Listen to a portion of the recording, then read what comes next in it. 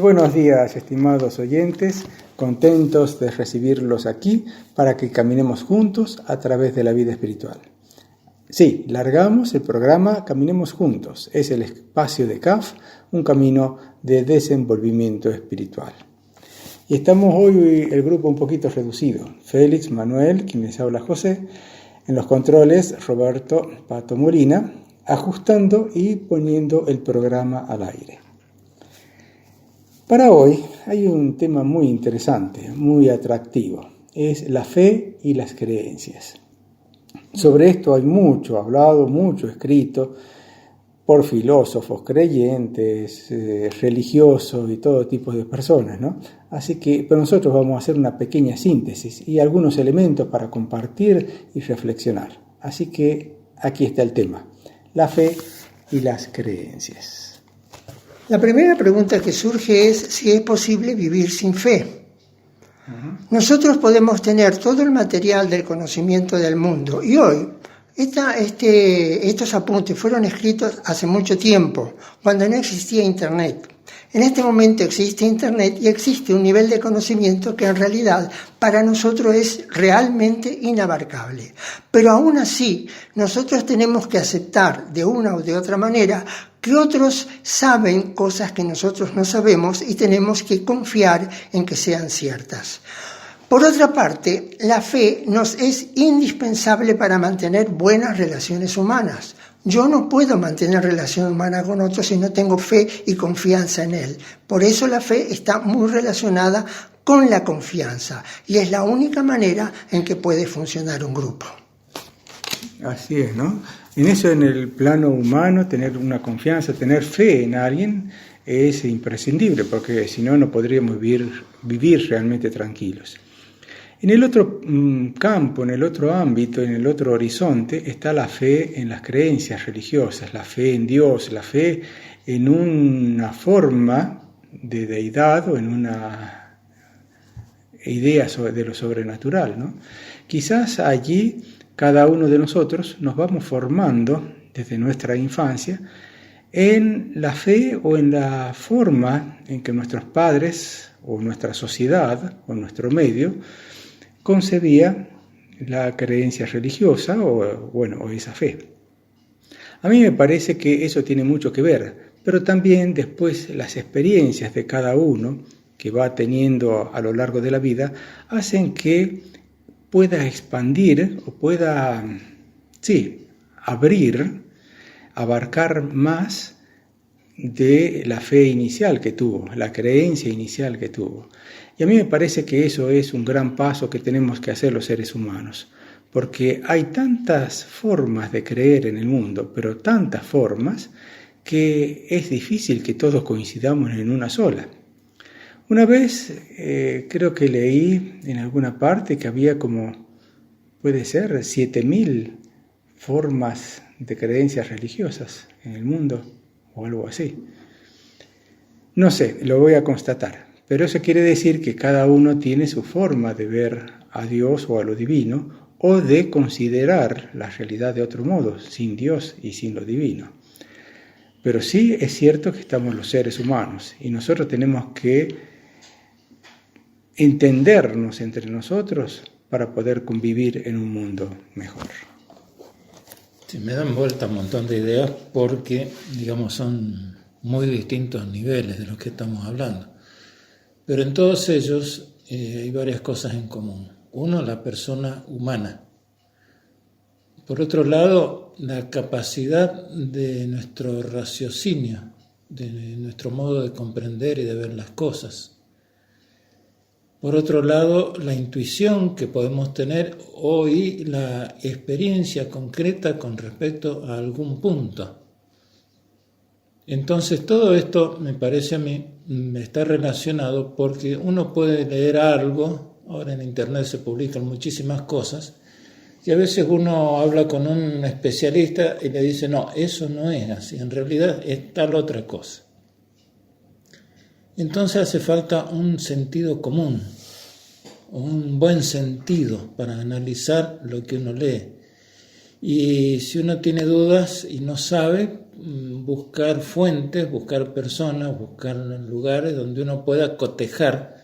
Si en más de un lugar dice lo mismo, respaldado por quién, y sería un modo de ir comprobando la información. Hoy con los medios, como se dice, es decir, los diarios, internet, lo que es todas las cosas que se publican, la radiofonía, se dicen muchas cosas. ¿Cómo hace uno para saber que todo lo que se dice es así?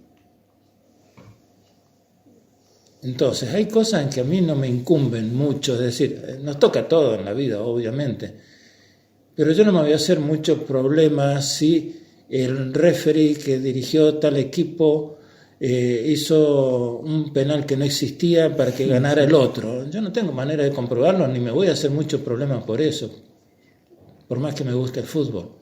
Pero hay otras cosas que sí consideramos importantes. El tema de las vacunas, el tema del COVID. ¿Cuántas cosas hay que son más que discutibles? Y que nos juntamos 2 o 3 de nosotros y tenemos para discutir hasta el año que viene, porque no nos vamos a poner de acuerdo así nomás. ¿Por qué? Porque cada uno ve, piensa y siente de un modo distinto, y creo que todo eso es válido. Cuando hablamos de la fe, en las creencias, en la religión, está también aquel que dice que no cree, que se considera ateo y cree, es válido también ese punto de vista. Cuando uno dice que pierde la fe en alguien, más bien está hablando de la falta de confianza en sí mismo, porque el otro se puede equivocar, el otro puede fallar, porque así como fallo yo, falla cualquiera. Todos somos seres humanos y todos podemos fallar. No podemos apoyar nuestra fe en una persona, no tiene sentido. Sí tiene sentido una confianza mínima en un montón de aspectos de la vida cotidiana. Pero a cualquiera le puede pasar cualquier cosa, cualquiera se puede volver loco. No hay garantía. Entonces no podemos poner la fe en una persona. Bueno, ¿a dónde me lleva todo esto? A generar en uno mismo una fuerza interior, un trabajo interior que me lleve a poder discernir por mí mismo. Y si bien yo no voy a poder discernirlo todo, ni tener toda la claridad, no puedo apoyarme así nomás en lo que dice otro o en lo que dice un libro. Es mi forma de ver en este momento. Hay una anécdota, yo no sé si es cierta o no, pero un comentario de que cuando los rusos hicieron el vuelo espacial, alguien comentó, ¿vieron? No existe Dios, porque Dios no está en el espacio, ¿no es cierto? Bueno, de alguna manera se relaciona con la fe y las creencias, porque tener fe es poseer un estado de amplitud mental y espiritual tal que produzca nuestra apertura a lo desconocido. La fe verdadera no es fe en una creencia, sino fe en lo que parece imposible, pero que en algún momento puede ser posible. Es decir, es algo que supera o trasciende la razón, pero que no está más allá de los contenidos que pueden ser posibles. Hoy más que nunca, la ciencia va haciendo retroceder. Si nosotros comparamos, por ejemplo, lo que eran los trogloditas y sus creencias, lo que era en la Edad Media, la edad del oscurantismo, donde todos los que no creían en la fe cristiana eran perseguidos, eran matados o eran quemados, ¿no es cierto? Ese concepto de una creencia impuesta, no podemos hablar de fe, podemos hablar de una imposición exclusivamente. Lo otro es una disposición del alma para tener confianza en algo que hasta el momento en que yo estoy hablando, por ejemplo ahora, ciertas cosas tienen valor. Mañana, no sé, como decía Félix. Sí, es posible, yo estaba pensando por lo que se decía, que es posible que también la fe, a través del tiempo, de la historia, de toda la historia humana, haya ido madurando. Antes, a lo mejor, para tener fe había que poner miedo. Si usted no hace eso, le va a pasar esto otro. O lo vamos a perseguir o lo vamos a excomulgar. Entonces, ahora ya no es así. No son los mismos métodos, las mismas formas de hacer crecer la fe. Quizás ahora podemos decir que crecemos en un medio A mí me parece así, que si una persona, un chico, supongamos así, en Oriente, crece en un medio donde se habla del politeísmo, entonces su mundo va a ser politeísta, muy probablemente vaya a ser politeísta, ver la diosa tanto, el dios tanto de acá, o la otra deidad en otra parte. Entonces va a crecer con esa formación y es posible que su fe se asiente en esas creencias. Así también en otros lugares del mundo pueden tener algunos profetas que creen que son los enviados de Dios, y en otras partes otros profetas que también se consideran otros enviados de Dios. Bueno, hay personas y almas realmente extraordinarias y que tuvieron un mensaje que dieron a la humanidad, y eso es lo que hay que valorar, y eso es lo que hay que dar realmente realidad y tener cierta confianza en el mensaje. Yo creo que todos los seres humanos, y sobre todo aquellos que son grandes almas, tienen un mensaje muy específico para la humanidad. Y nosotros podemos rescatarlo, podemos aprender de esas almas y seguir caminando hacia adelante, sin dogmatizarnos en nuestras creencias, en nuestra fe, porque eso nos divide con los seres humanos. Los que creen de una forma y los que creen de otra forma. Si podemos trascender el dogma y seguir enriqueciéndonos con todo lo que nos aportan los seres humanos, a mí me parece que se expandirá nuestra conciencia y también nuestro corazón. Yo pienso, creo, supongo, imagino, me parece, que hay una dimensión, no sé cómo llamarla, digamos una superdimensión, una supradimensión, que nos trasciende a todos los seres humanos y que es algo que está allí, como guiándonos a toda la humanidad. Es una creencia, una suposición mía. No sé de dónde la saco, pero para mí es lógica. De todos modos, a lo que quiero apuntar es que la fe, como tal, está relacionada con cada persona en particular. Hasta recién hemos hablado de creencias, de fes, digamos, impuestas, de persecuciones. ¿Eso por qué? Porque se quiere imponer algo.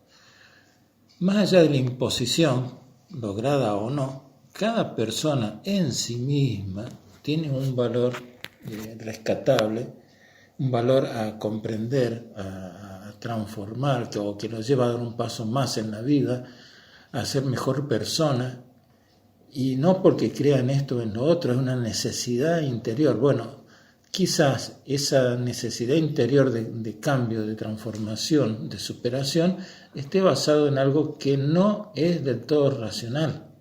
¿Podríamos llamarla fe? No lo sé, probablemente. Pero creo que la fe va mucho más allá de todo. Entonces, cuando uno se va sentando, no voy a decir de otra manera, cuando uno va dejando todo aquello que se cae, sin desilusionarse demasiado, sin bajonearse, sin llorar mucho, simplemente ve que algo se cae y que eso, si se cayó, es porque no es, uno se va acercando a la verdadera fe, a una fe interior que se va haciendo inconmovible, no para convencer a nadie, sino es una fortaleza interior que nos lleva a un trabajo interior, a comprender, a superarnos y a levantarnos cada vez que nos caemos, porque no vayamos a creernos super seres que jamás se equivocan. Sí, yo estaba pensando allí cuando se hablaba, ¿cómo podría definir mi fe si yo quisiera transmitirle a los oyentes o aquí en esta mesa cómo creo yo?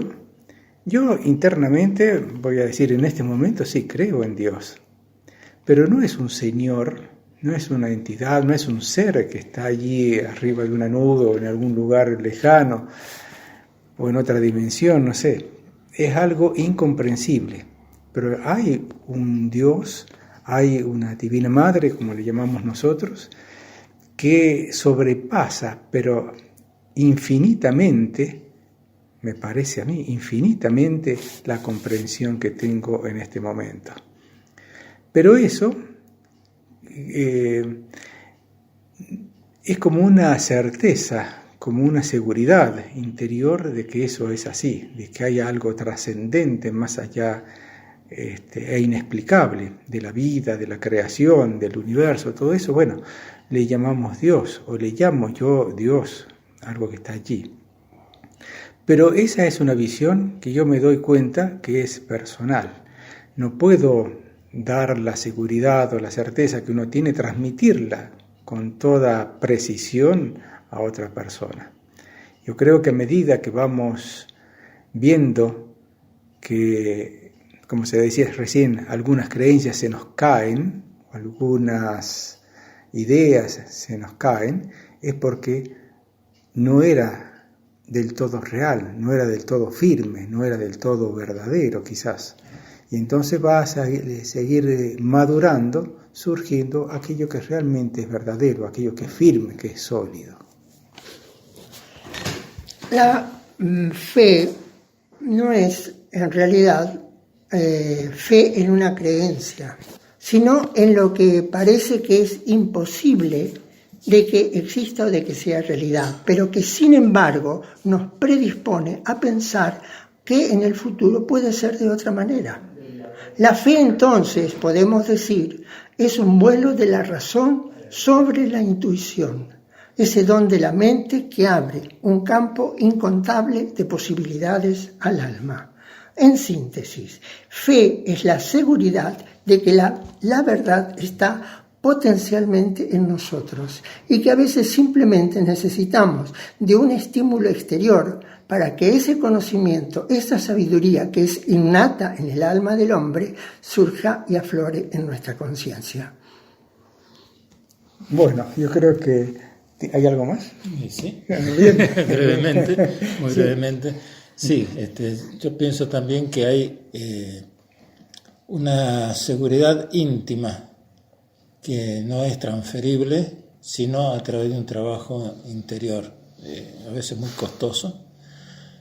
Y esto mismo que nos ocurre en este momento, yo creo que abre puertas, porque nos lleva a la comprensión del otro, a darnos cuenta de que si yo presumo, me imagino que tengo en mi corazón una chispa divina, necesito de esa certeza para saber que en la otra persona también existe exactamente lo mismo, porque también es un ser humano.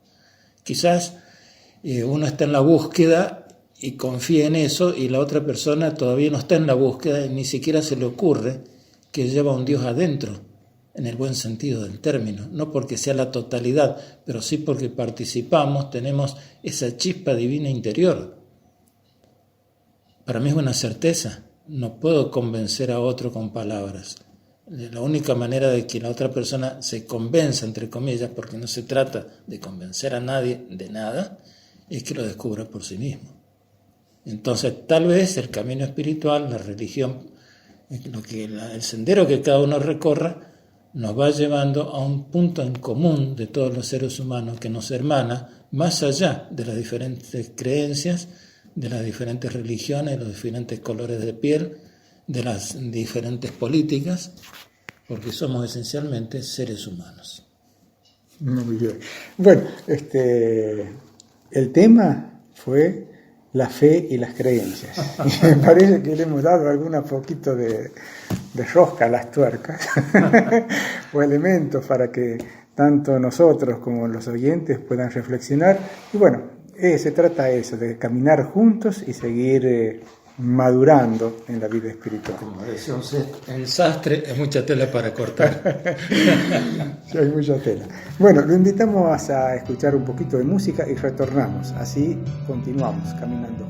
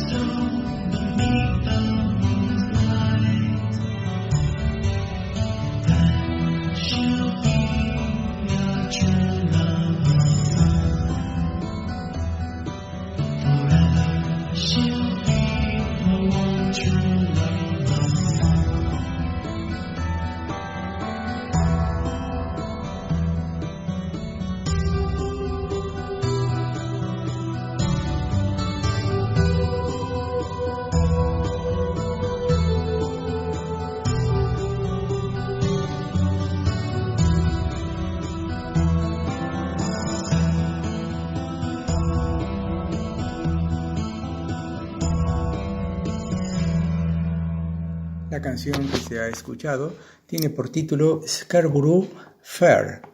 Es una canción popularizada en Estados Unidos por el dúo de cantantes y compositores Simon & Garfunkel. Es una composición popular inglesa, en realidad la base de la canción, y trata sobre una feria de mercado que tuvo lugar en la ciudad de Scarborough, en Yorkshire, durante la época medieval.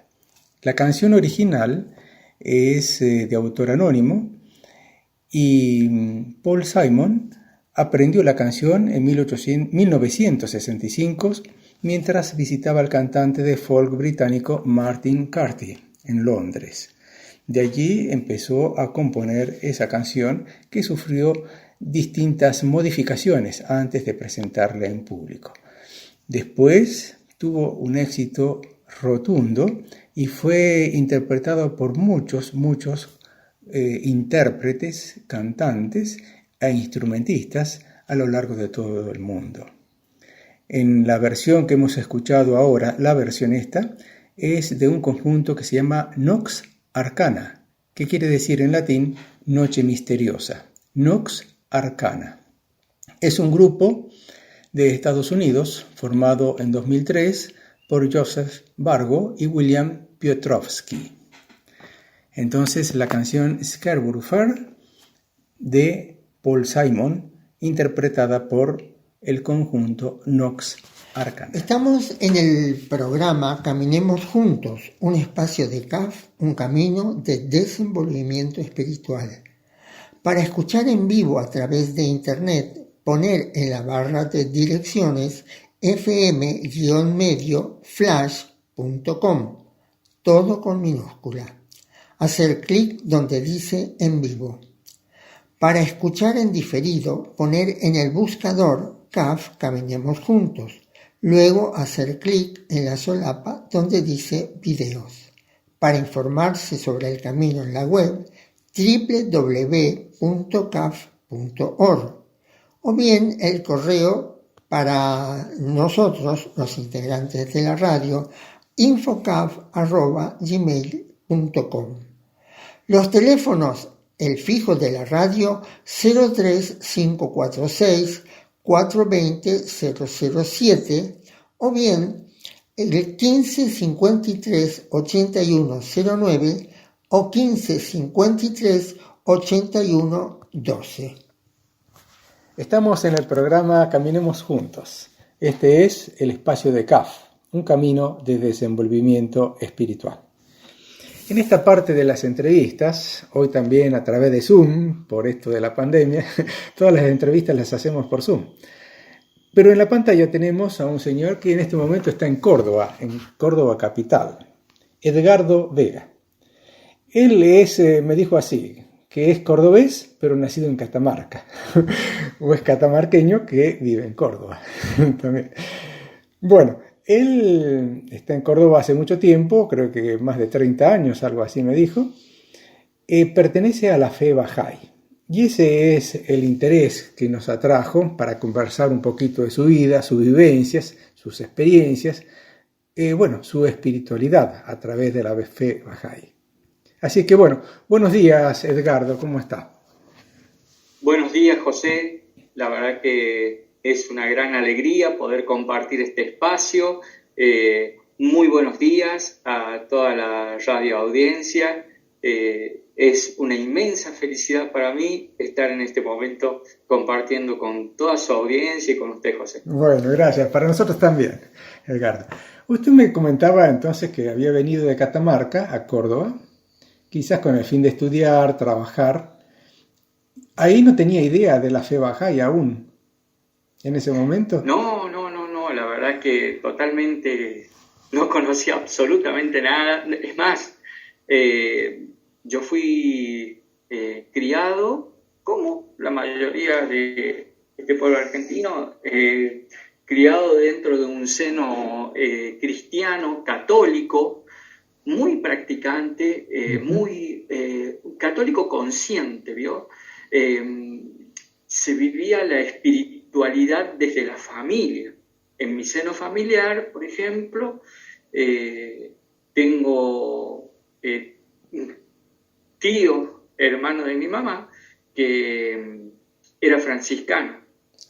En algún momento mi mamá también estuvo en una escuela de monjas aprendiendo algún oficio.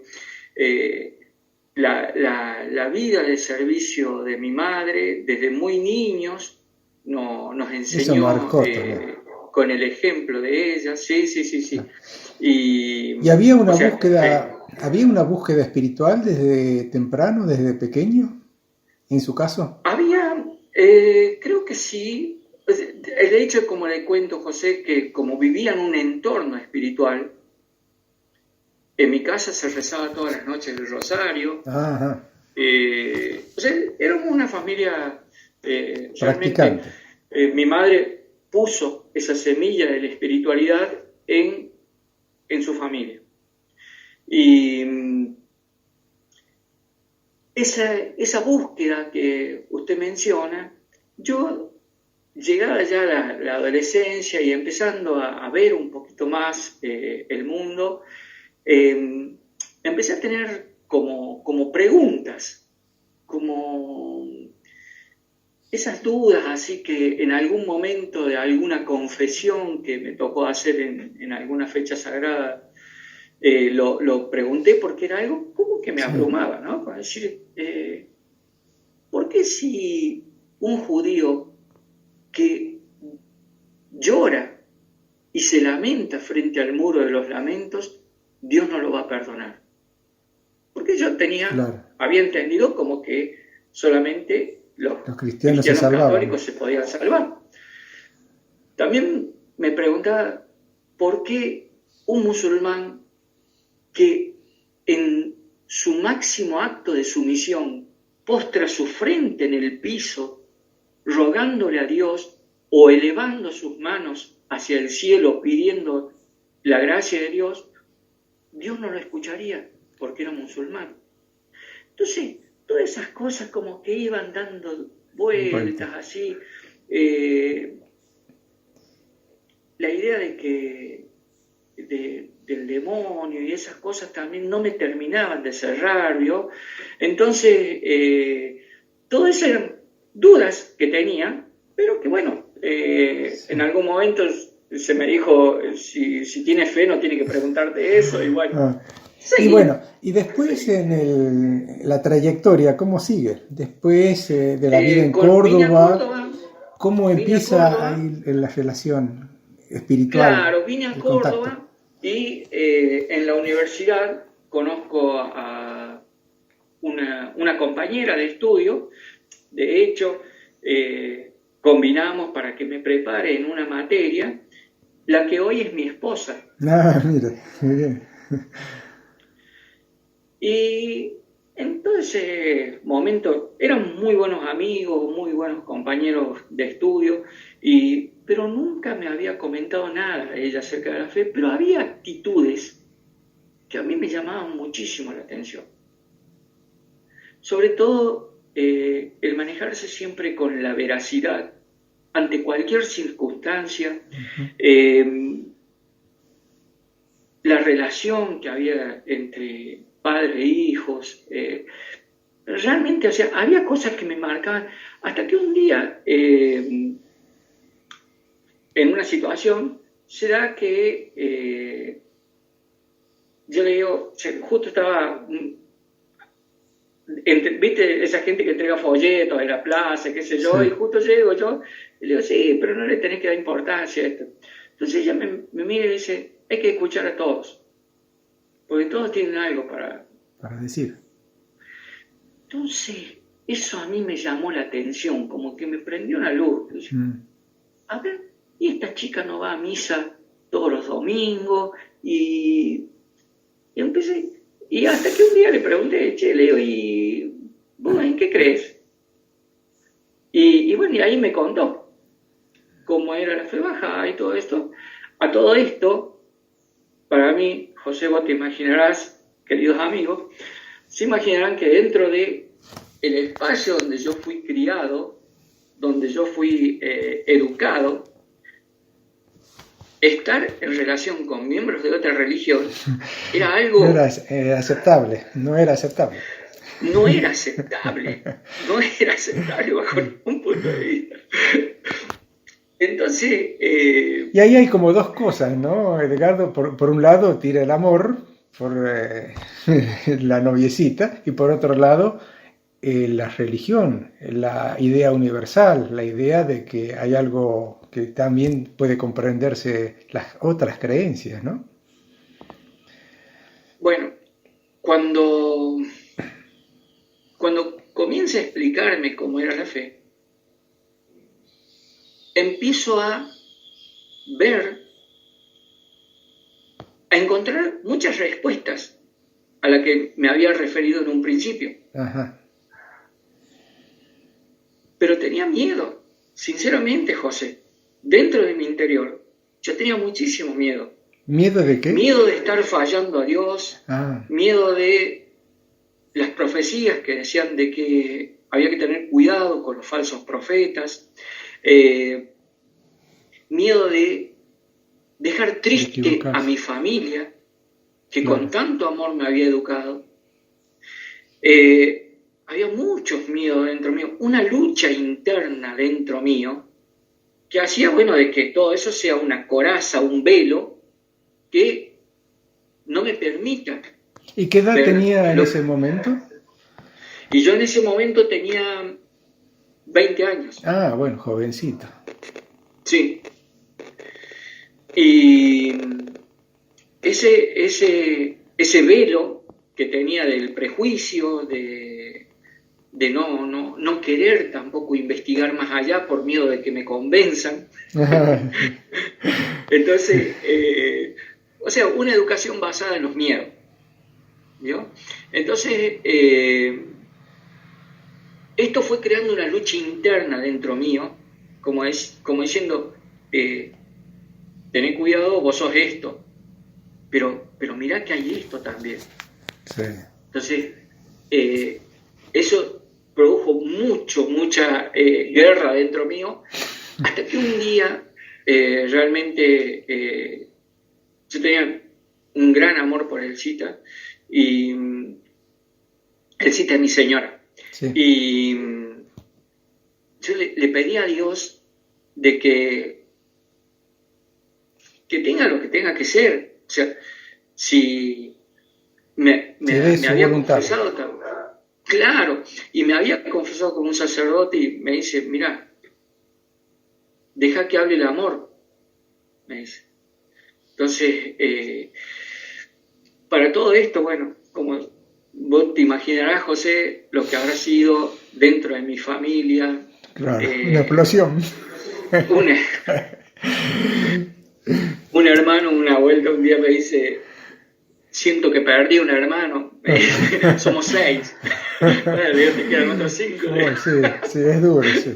Pero bueno. ¿Y cuánto duró, Edgardo, ese periodo, esa transición, esa crisis, digamos así, de duda interior? Y para mí fue más o menos como un año, más o menos. Uh-huh. Un año al que me opuse, al que sufrí mucho. Por esto, como le digo, claro, veía que cada vez la fe daba más respuesta a mis inquietudes y sentía que era tan para este momento, y yo decía, pero si yo ya tengo. Entonces me pasó algo, no sé si tiene alguna pregunta, José, para hacerme. Claro, le iba a preguntar si es que, por ejemplo, al ir familiarizándose con la fe Bahá'í, a través de las palabras de su señora o su novia en ese momento, su amiga, ¿había un contacto ya, aparte de ella, con otras personas, con alguna reunión de la fe, con alguna enseñanza de la fe, o solamente el contacto era ella? No,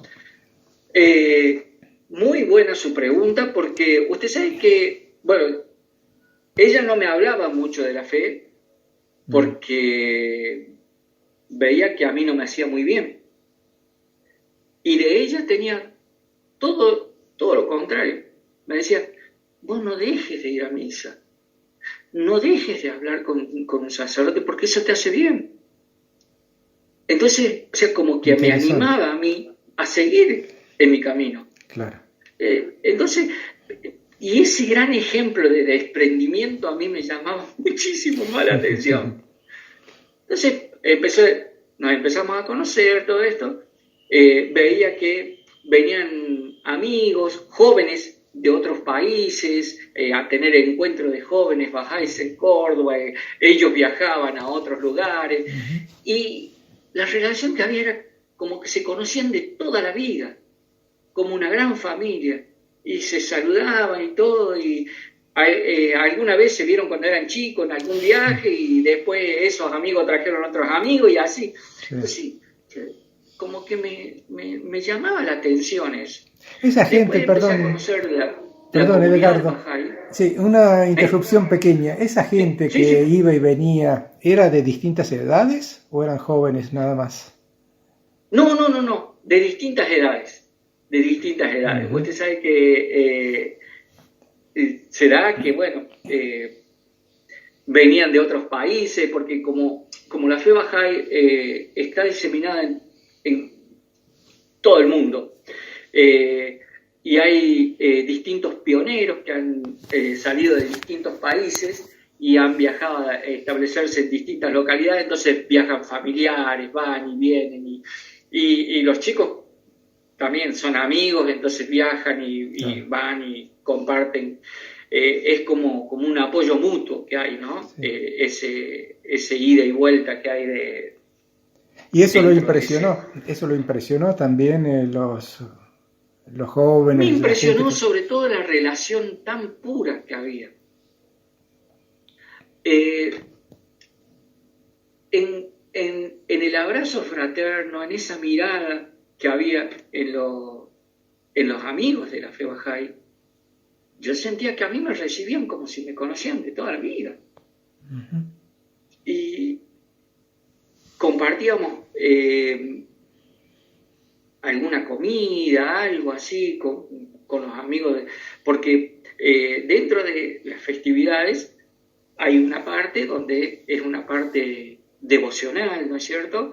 Después hay una pequeña charla referente a algún tema, y después se comparte una parte social, donde los amigos estrechan lazos de unidad, de camaradería.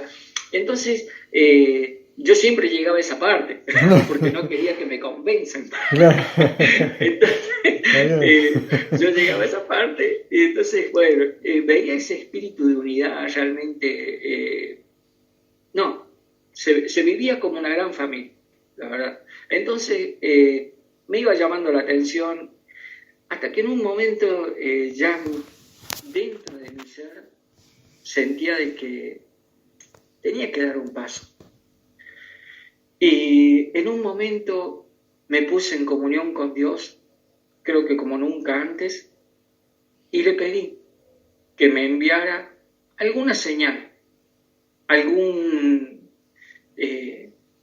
si no tenía que ser con el cita y que yo me tenía que alejar de ese ambiente, lo iba a aceptar, pero le rogaba a Dios esa señal.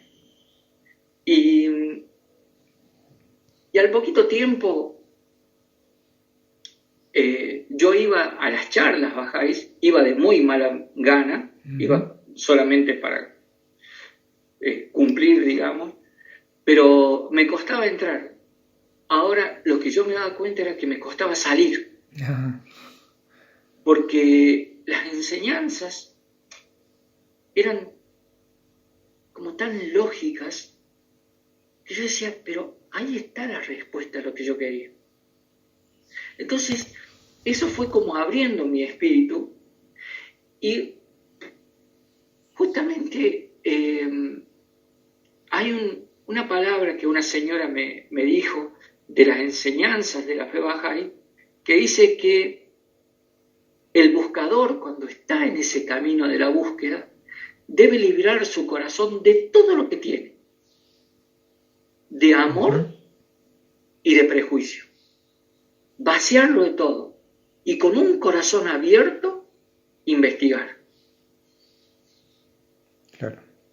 Entonces, fue eso lo que digamos, me inspiró a mí para decir, voy a dejar mis prejuicios de lado, voy a dejar mis miedos de lado, y voy a ver si las enseñanzas de la fe provienen de Dios, porque nunca me olvido de que al árbol lo conoceréis por sus frutos. Entonces empecé a investigar el fruto que tenía este árbol. Y realmente yo encontré muchísimas respuestas, encontré un modo de vida, a tal punto, José, que siento que viví una vida dormido antes de encontrar la fe Bahá'í, y ahora tengo una vida plena, despierto, radiante, porque encontré un sentido. Hay varias cositas que me gustaría por ahí preguntarle, Edgardo. Me llamó la atención ese momento que usted contó, momento de comunicación con Dios. Sí. Quizás todos tuvimos por ahí alguna experiencia, alguna situación, un estado de conexión. ¿Cómo fue el suyo? ¿Puede describirlo de alguna forma? ¿Puede ver traducido en palabras eso? Sí, me acuerdo, se lo juro, que era un momento de mucha angustia dentro mío, porque por un lado tenía la imagen de mi familia y todo lo que había sido educado y toda una tradición, ¿no es cierto? Los lazos familiares. El lazo familiar, el lazo espiritual, y yo tenía miedo de ser infiel a Dios. Entonces me puse frente a Él, orando. me acuerdo que elevé mis manos y dije, Dios mío, dame una señal si esto no es tuyo. Y me acuerdo que yo soy muy emocional. Yo en ese momento lloré porque amaba mucho a la que ahora es mi señora, pero también amaba mucho a mi familia. Entonces claro, le pedía a Dios de que esto no trajera, que fuera lo que fuera, sea para beneficio de todos. Sí. Y bueno, realmente después que tuve eso, es como que dejé mi preocupación en manos de Él. Claro, ajá. Sentí un gran alivio. Un alivio, sí. Sí, eso fue realmente lo que sentí. Es decir, deposito toda mi confianza en Dios y que Dios me indique el camino. Y lo que Él determine, yo lo acepto. Bien. Ahora, entonces, sí, pasamos entonces a otra etapa. Hay un momento en que uno dice, porque usted iba solamente a la parte social de las reuniones Bahá'í, hay un momento en que uno dice, ahora ingreso, hay como un compromiso, sí, hay una formalidad especial. Le cuento, amigos, cómo es ese momento, ¿no? Sí.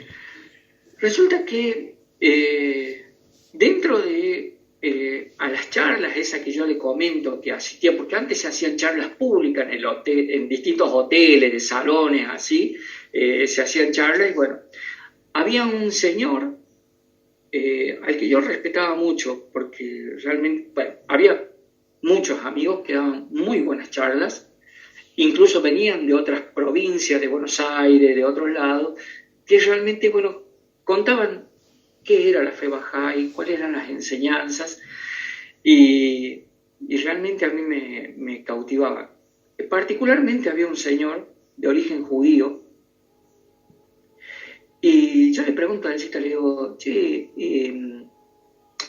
este señor, le digo, me imagino que toda su familia son Bahá'ís. No, dice, él es el único Bahá'í. No. A partir de él, para adelante, sus hijos, su esposa, todos son Bahá'ís, pero para atrás son judíos,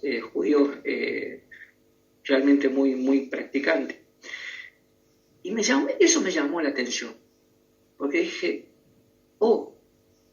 es como en mi caso.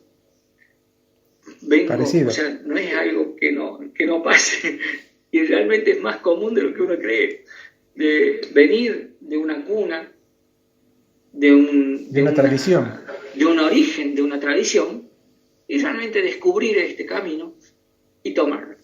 Lo bueno, José, es que ya empezando a leer por mí mismo y a descubrir por mí mismo, encuentro enseñanzas que son claves. Y dice que la fe Bahá'í se basa en 3 ejes de la unidad. La unidad de Dios, la unidad de las religiones y la unidad de la humanidad. Me puse a investigar qué significaba eso. Que Dios era uno para todos. Que era como un sol con los distintos rayos, y esos rayos eran la luz que Dios, la guía que Dios hace llegar a la humanidad a través de los profetas. Empezaba a tener un poco de lógica.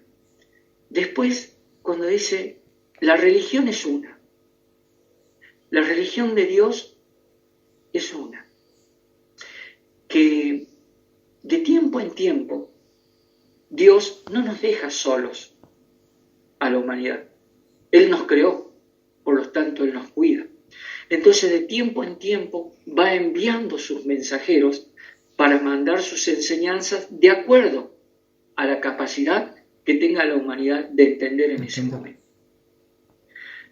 Entonces sentía de que como era un plan divino, de que primero había que aprender de que Dios era uno solo cuando había mucho politeísmo, después que había que tener leyes cuando vienen los 10 mandamientos, después pasamos al amor de su suprema santidad Cristo cuando nos dice el amaos los unos a los otros, después empieza el proceso de unidad de los pueblos con Mahoma, y ahora un paso más adelante que dice la unidad de la humanidad. Entonces, toda la humanidad es como una gran familia, ¿no? Claro. Dice, tan potente es la luz de la unidad que puede iluminar a toda la tierra. Claro.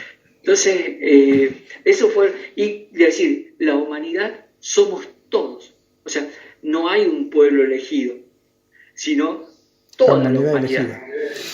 Exacto. Entonces dice que la humanidad es como un jardín, donde los distintos colores de las flores hacen la belleza del jardín.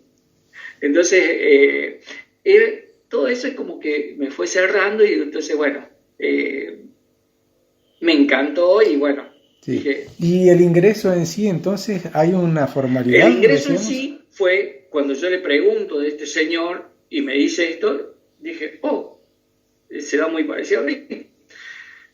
Bueno, le digo, mira, yo te voy a contar algo, le digo a mi señora, en ese momento era mi novia, le digo, yo te voy a decir algo, pero para que te quedes tranquila. Yo soy Bahá'í. Dice que los Bahá'ís no se hacen, se los encuentran. Entonces le digo, yo soy Bahá'í, pero no voy a poder decirlo nunca en público. Le digo, porque no puedo ser infiel a lo que había hecho. Entonces le digo, yo para vos te voy a contar que soy Bahá'í, para que te quedes tranquila y para que, bueno, hagamos un matrimonio bien. Creo que eso me duró 4 días. Poquito. Creo que me duró 4 días. Porque mi corazón no podía dejar de expresar que quería ser Bahá'í. Claro.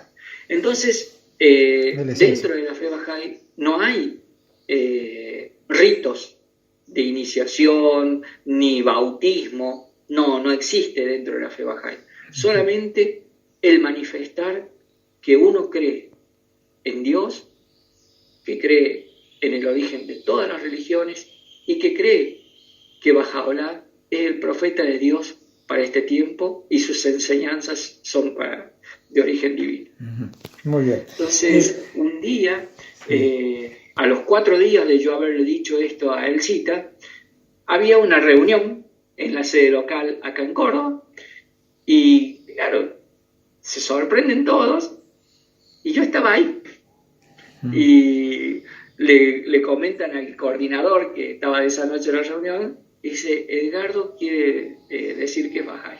Bueno, todos cuchicheaban, nadie se animaba a preguntar nada, ¿viste?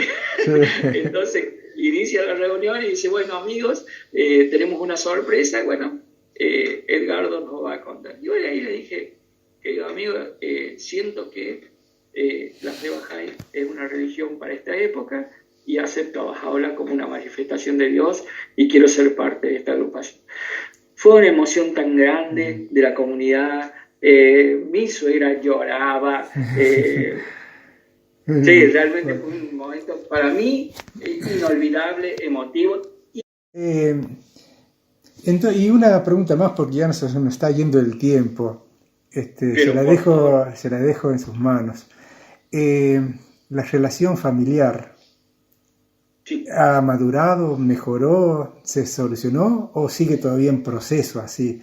No digamos que cambie las creencias, sino que la aceptación como ser humanos. Claro, no, vos sabés que todo lo contrario, José, todo lo contrario.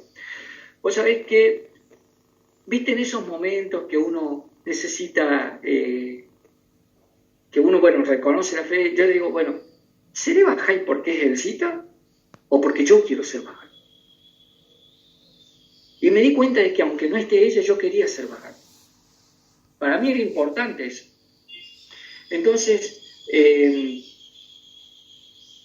la fe Bahá'í no se bebe alcohol, algo que, bueno, que es común en la sociedad, ¿no es cierto? En mi familia era común.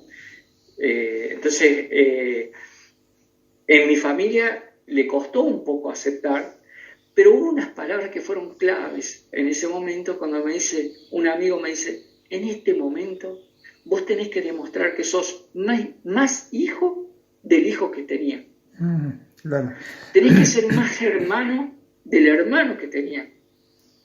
Tenés que ser más amigo del amigo que tenían antes. Eso tenés que ser. Y traté de ser mejor hijo, mejor hermano y mejor amigo, poniendo en práctica lo que había aprendido de la fe. Y gracias a Dios, le llevó un tiempito a mi familia, pero yo tenía una radiancia tan grande que al poco tiempo me acuerdo que mis primas me decían, che, ya te voy a mandar ahí a mi hijo para Córdoba para que le enseñes algo de lo que aprendiste vos. Bueno, y así, y realmente hay una relación familiar hermosa, gracias a Dios. Creo que mi mamá, sí. Incluso, perdón, José, sí. Cuando vamos a Catamarca a mí me gusta ir a decir una oración frente a la tumba de mi abuela, yo la llevo a mi mamá y me dice, bueno, lleve el librito suyo, me dice, así decimos juntos las oraciones. Claro, ahí pero es una cosa a ese nivel, ¿no? ¿Cómo se dice? Es posible. Y hoy en día, gracias a Dios, bueno, mis hijos llegaron a los 15 años, lo educamos a la familia y con todos los principios religiosos, le mostramos todo Entonces, ellos llegan a los 15 años y ellos deciden si quieren seguir la fe Bahá'í o no. Decidieron, aceptaron y tienen su vida de acuerdo a la fe. Muy bien. Y tratamos de llevar a la práctica lo que aprendemos. Bueno, se nos ha acabado el tiempo, Edgardo, pero hemos atravesado quizás toda la historia, toda su historia, que ha sido como como una enseñanza, porque bueno, es una vivencia. Sí, es una vivencia realmente importante porque es lo que realmente usted vivió, experimentó y bueno, y resolvió. Así que bueno, felicitaciones, Edgardo, gracias por acompañarnos, gracias por caminar con nosotros. Gracias, José, gracias, queridos amigos, por escuchar esta entrevista y la verdad que yo he pasado un momento espectacular, hermoso, muy ameno y esta vez yo hablé de mi experiencia personal y que si en algún momento, en otro momento, dentro de los tantos que tiene, las oportunidades que tiene, contar de plenamente qué es la fe Bahá'í. Vamos a tener la oportunidad de charlar y va a ser un gran gusto también compartirlo. Cómo no, muchas gracias, Edgardo, y hasta pronto. Un abrazo. Hasta pronto.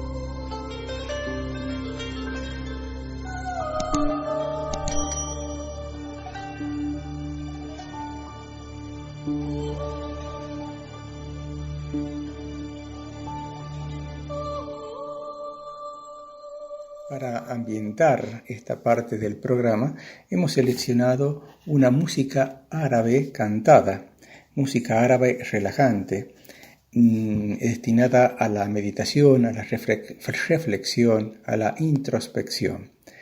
Se nota en la cantante esos giros propios de la música oriental, donde los intervalos, que se llaman de segunda aumentada, dan esa característica de la música árabe. Aquí se combina la cantante, conjunto musical compuesto por instrumentos autóctonos y percusión y algunos instrumentos electrónicos que hacen la base y el acompañamiento. Música árabe relajante. Agradecemos a todos los oyentes que nos acompañan domingo a domingo, a quienes nos hacen llegar su aliento, sugerencias, consejos y preguntas. Gracias a Daniel de Corrientes, Ángel de Mendoza, Hilda de San Luis, Nidia de Córdoba, Rodolfo, Miriam, Ricardo, Cristina, Viviana de Buenos Aires, Omar de San Rafael, Mendoza, Florencia de Villa Mercedes. Gracias a todos, no los podemos mencionar a todos. Gracias especiales a la colaboración permanente y silenciosa de Sandra. Y nada más y nada menos que al perseverante apoyo de nuestro operador Roberto Molina. Nuestro agradecimiento especial a Mario Solís y al equipo de Radio Flash FM 107.7 de Santa Rosa de Calamuchita, Córdoba, Argentina. Continuamos con el programa Caminemos Juntos, un espacio de CAF, un camino de desenvolvimiento espiritual. Hay muchas mujeres en la historia que han hecho grandes cosas, pero hay muchas cosas de esas mujeres que pasan desapercibidas. Pedirle a alguien, por ejemplo, que dé el nombre de una mujer científica y la primera respuesta que tendremos será Marie Curie, o sea, María Salomena Slobodska, antes de mudarse a París. En mayor o menor medida, todos la conocemos, o al menos sabemos que hizo algo relacionado con la radioactividad. Sabemos también de su impedimento para matricularse en la universidad por ser mujer, de su romance con el francés Pierre Curie, con quien se dedicó a investigar, se casó y tuvo 2 hijas, de su amistad con Albert Einstein y de su amistad y de su premio Nobel en física y química. Sí, una mujer muy, muy extraordinaria, sobresaliente. Sí, estudios sobre la radioactividad, el descubrimiento del polonio y el radio son los grandes ejemplos de su labor de investigación. Creo que fueron 2 premios Nobel, aparte de muchos otros premios y reconocimientos en su labor científica. Nosotros hace un tiempo hablamos un poquito de esta biografía de Marie Curie, pero ahora queríamos poner énfasis también a otra faceta de ella. No solamente era una científica extraordinaria, una inteligencia fuera de lo normal, fuera de lo común, sino que tenía un corazón grande. Corazón grande quiere decir que aparte de la labor científica tenía un horizonte humanitario. Y lo que vamos a referirnos hoy es su actuación durante la Primera Guerra Mundial. Porque más allá del laboratorio, del trabajo de investigación, del estudio, de quemarse las pestañas en los escritorios y en los libros, hizo una labor humanitaria en el campo de batalla. Es interesante su característica.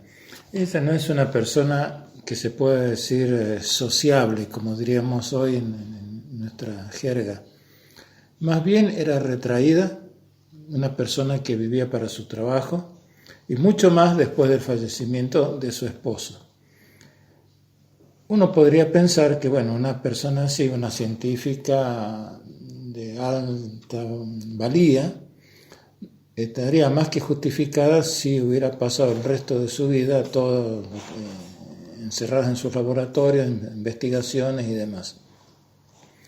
Sin embargo, la faceta que se quiere destacar o que queremos ver hoy es precisamente su dación a la sociedad en general.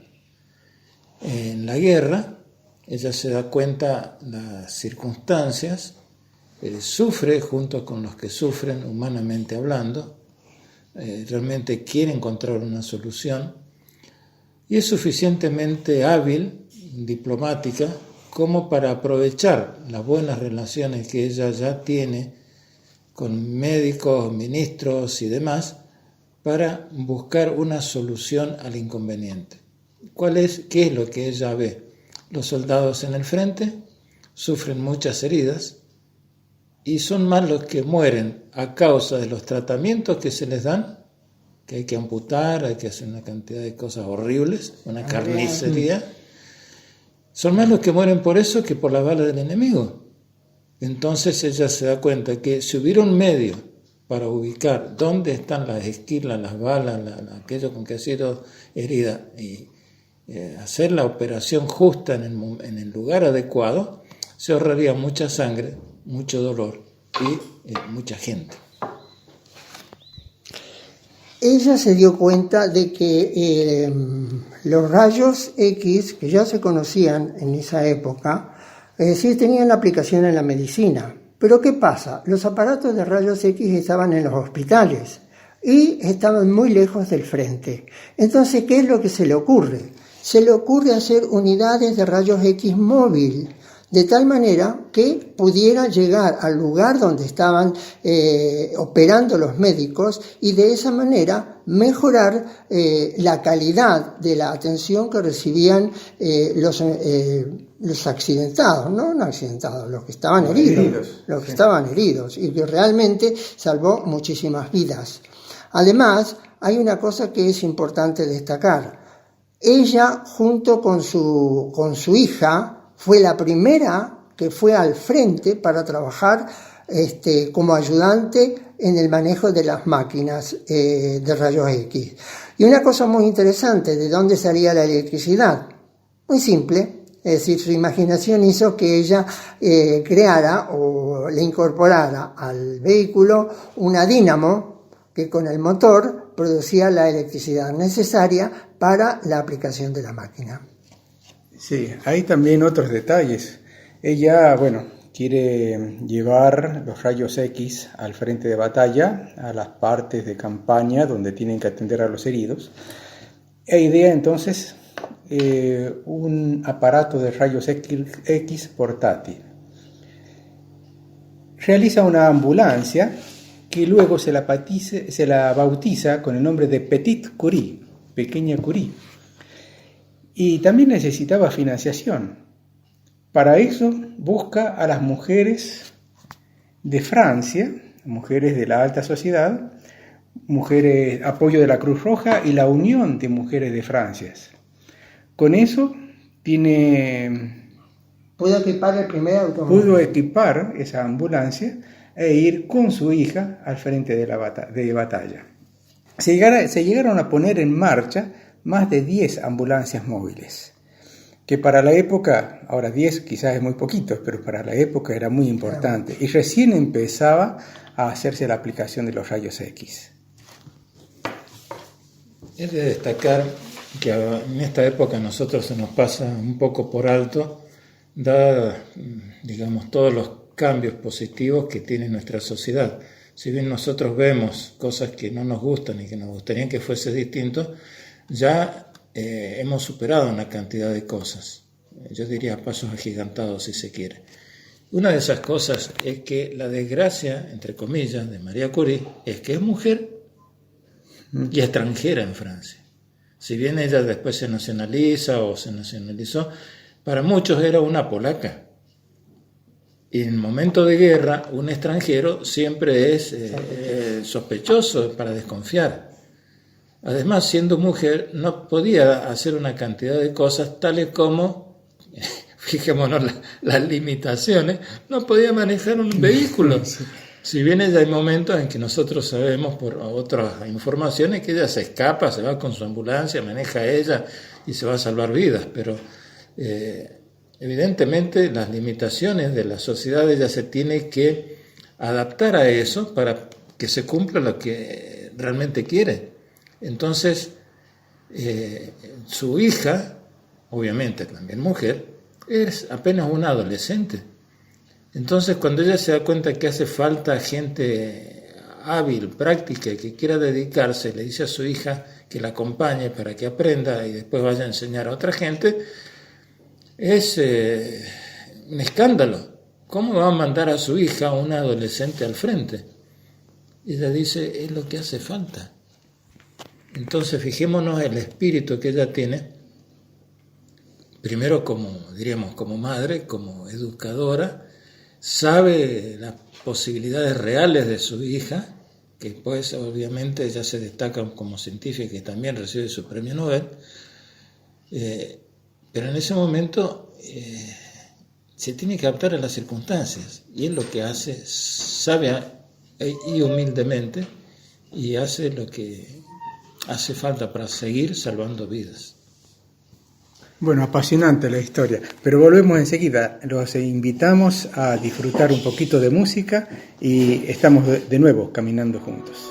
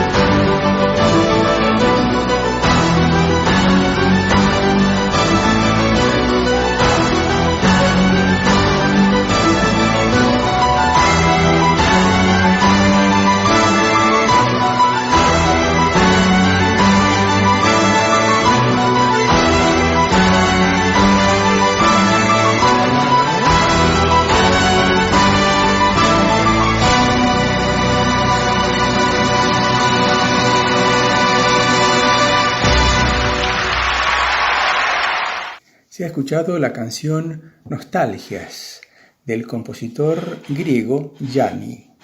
Es conocido con este nombre, pero su nombre completo es Yanni Chrysomalis.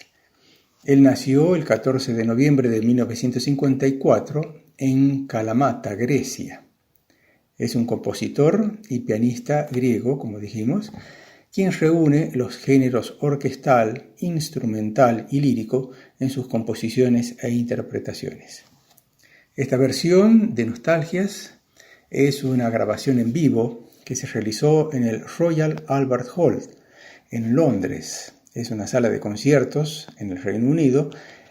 Es uno de los teatros más emblemáticos del mundo y una de las construcciones más distintivas del Reino Unido. Ella tenía una mente muy clara y cuando, como decía José, pide ayuda a las mujeres de la sociedad, dinero y apoyo para seguir adelante con el plan, recibe incluso de las mujeres más ricas donaciones de vehículos completos. Y además, al poco tiempo, tiene la asistencia de muchas mujeres que vienen a ofrecerse como manejadoras, o no sé cómo decir, de las máquinas de rayos X, y dispuestas a ir al frente. Y de esa manera realmente, logra una labor extraordinaria. Pero, a pesar de sus aportes, hay cosas que ella nunca tuvo en cuenta, que es de cómo su organismo se iba deteriorando por la radiación, y a consecuencia de ella muere a una edad que no es demasiado temprana, pero con prácticamente su interior destrozado. Sí. No se sabía todavía los efectos nocivos tan grandes que tenía la radiactividad. Yo quería hacer también otro comentario, sumando más a lo que ya se está diciendo. Y es que, aparte de ese corazón enorme y esa inteligencia extraordinaria, no es común. Hemos conocido a veces en otras entrevistas que no todos los científicos, por más capaces y extraordinarios que sean, tienen esas cualidades. Una vez nos había comentado un médico que en los ambientes científicos, altos ambientes científicos, hay una competitividad tal que a veces una persona destruye el trabajo de otro para que no sobresalga, para que no surja, para que no llegue al final, para que no lo opaque. Entonces, eso no ocurría con Marie Curie. Eso no ocurría. Y entonces eso es también valioso, eso también es extraordinario, porque la científica que se da a su trabajo, a su investigación, y no importa la competitividad, no quería ella, es más, es como que se ocultaba, tenía un perfil bajo, tenía una humildad a toda prueba. Entonces, cuando una persona tiene todas esas cualidades, científica, corazón grande y humildad extraordinaria, es algo que queda como un ejemplo permanente para toda la historia. Para poder realizar su tarea, ella tiene que convencer a los médicos, a las personas, a los generales, de la necesidad de usar esos aparatos. Al comienzo no les resulta nada fácil. Y todo por prejuicios. Cómo se mete una mujer que encima no es militar, encima no digamos, extranjera, un montón de limitaciones. Y uno ve la generosidad de esta alma, de esta persona, porque una vez terminada la guerra, a pesar de de que todos sabían cómo todo lo que había ayudado, no tuvo el menor reconocimiento oficial. Pasó a ser lo que fuera, una vez más, una persona más, oculta en su trabajo, dedicada a darse a los demás, dedicarse a trabajar por la humanidad, y cuando le dicen que por qué no patentaba sus descubrimientos, ella dice que ya había hablado de eso anteriormente con su esposo y que habían llegado al acuerdo que ellos no podían negociar con la salud de los demás. Y como sabía que esa en la medicina se estaba utilizando los descubrimientos que ellos habían hecho para ayudar a curar el cáncer y para otras investigaciones, no quería obstaculizar todo eso bajo un presunto mérito que para ella no tenía objeto. Esa ganancia personal para ella no cuadraba para ella, sí. Y pasó necesidad. Era una mujer muy trabajadora. Sin embargo, nunca reclamó. El físico alemán Wilhelm Conrad Röntgen descubrió los rayos X en 1895. Y a título simplemente informativo, la denominación de rayos X es simplemente porque no se sabe cómo llamarlo. Entonces, quedó para siempre, por lo menos en los países occidentales, como rayos X. Los rayos X. Los rayos X son una radiación corpuscular ionizante invisible para el ojo humano, capaz de atravesar los cuerpos opacos y de imprimir las películas fotográficas. Los rayos X tienen una serie de propiedades que son poder penetrante y de esa manera los médicos, por ejemplo, podían percibir las partículas metálicas, ya sean balas o esquirlas de cañones o granadas, dentro del cuerpo y orientar la operación de una manera muy efectiva. De esa manera podían evitar realmente muchísimas muertes y amputaciones, que generalmente era la medida en que se daba en situaciones difíciles. Sí, hay una excepción con respecto a lo que dice Félix, porque en el laboratorio donde ella estaba, cuando ya quedó ciega, ella seguía yendo al laboratorio y los empleados, la gente que trabajaba ahí, le llevaba sus trabajos y se los leía porque ella no lo puede ver. Así que en el laboratorio, ahí donde el medio en el cual se desenvolvían, la reconocían a ella como tal. Por eso le brindaban todo su apoyo y su colaboración. Bueno, otra vez hemos hecho como una pincelada, un cuadro pequeño para poner en relieve lo que nos parece una personalidad extraordinaria, un ser humano extraordinario. Les agradecemos que nos hayan acompañado hasta aquí, que hayamos caminado juntos hasta aquí y seguiremos caminando. Por eso los invitamos para el próximo domingo al programa aquí en Radio Flash a partir de las 9 horas. Muchas gracias por acompañarnos.